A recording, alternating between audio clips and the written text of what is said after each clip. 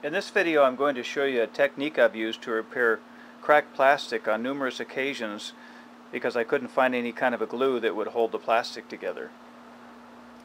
The first technique I'm going to show you involves heating up some baling wire or a paper clip, whatever is handy for you, and melting it into the actual plastic. Now here we've got the back end of an LCD TV, or part of it anyways. I'm going to show you how I can take this piece of metal here, heat it up with my torch a little bit. Don't want to get it too hot unless it's a real thick plastic. Just get it warm enough to get it in there. And I go ahead and I pull this together as well as I can, and then I push the metal object that I've heated up into the plastic. As you can see, that's slowly melting its way down into the plastic. And then you go ahead and clip this off here, and I usually will do a few of them. Depends on how far gone the crack is. In fact, if it's real bad, I'll do some on the front and the back. Go ahead and do a second one there. I might have used just a little bit too much heat there. That's going a little bit deep. Maybe it's alright. So let's see if I can cut that off there now. Now sometimes I'll find that these things won't always go deep enough, in which case you can take a soldering gun and just kind of heat up certain parts of the metal here and push it down a little bit deeper. That works pretty good. And the other thing I found is you can actually smooth this out and make it look halfway decent. Now what I'll do is, there's this glue that I've been using for years. They call it Plas-T-Pair. And what it is, it's an acrylic powder that you sprinkle on the plastic that you're trying to mend.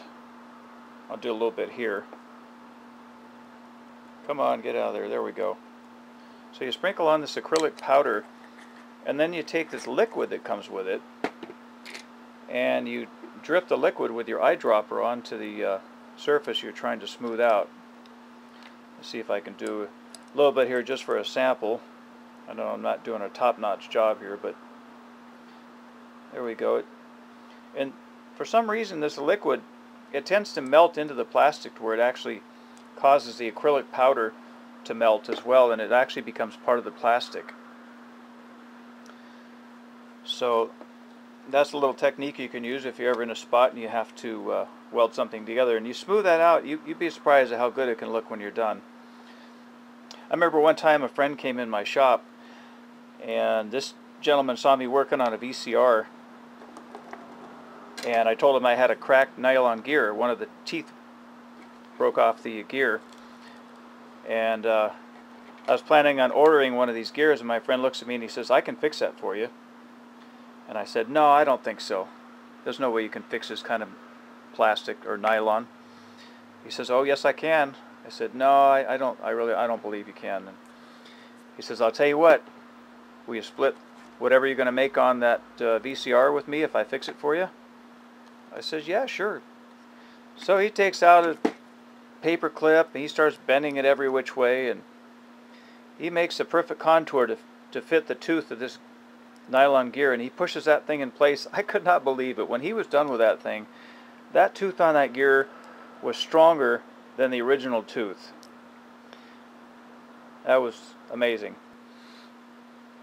Anyway, there's another technique I use on occasion where I remember having one of those plastic lawn chairs, and the thing was cracked. You know how cheap those things are. You sit on them and they break. Well, I don't like to throw anything away. I like to fix things, even if it looks like trash when I'm done. It's just something about the joy of fixing things. It's just a lot of fun. So I drilled a bunch of holes, and I took some nylon string and I sewed it together like this.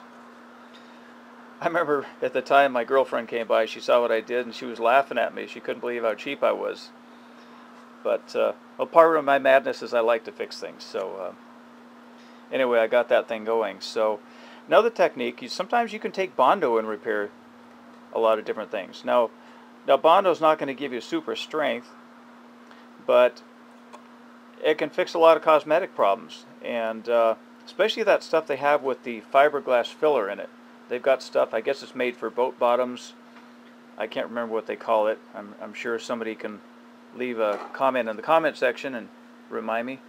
But yeah, they make some real strong Bondos that you mix a little resin with. That'll do an excellent job. And you'd be amazed what you can use that stuff for. Alright, I think that's about it. I appreciate you watching, and if you like the video, please give me a thumbs up.